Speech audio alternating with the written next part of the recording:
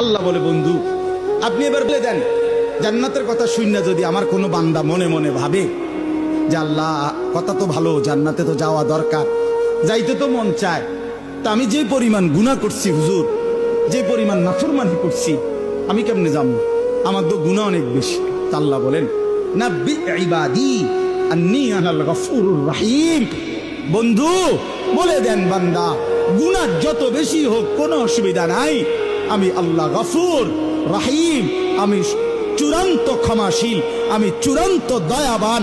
আসমান পর্যন্ত যদি গুনাহ পৌঁছে যায়, কসম আল্লাহর আমি ওয়াদা দিলাম মাফ করে দেব।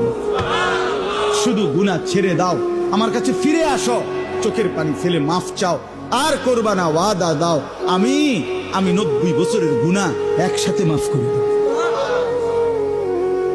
মাফ করে দেব। তোমার জন্যই তো বানাইছিলাম জান্নাত বান্দা, আমি রাখতে দিয়ে লাভ কি? আমি তো দিতেই চাই।